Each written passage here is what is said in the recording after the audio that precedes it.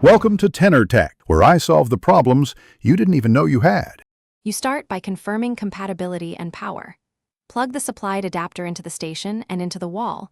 Use the rated 18W or manufacturer adapter to ensure correct charging current. Once done, position the pad on a flat surface clear of metal, keys, or magnets. Those disrupt the coil alignment. Make sure indicator LEDs are visible so you can see status.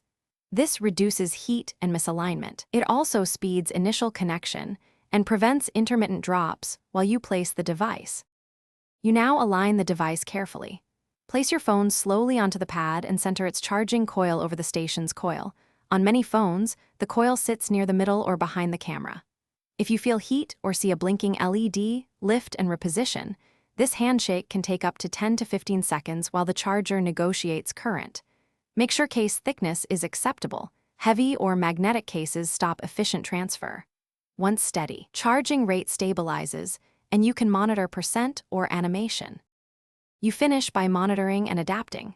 Leave the device until it reaches your target percent and periodically check the temperature. Mild warmth is normal, excessive heat is not.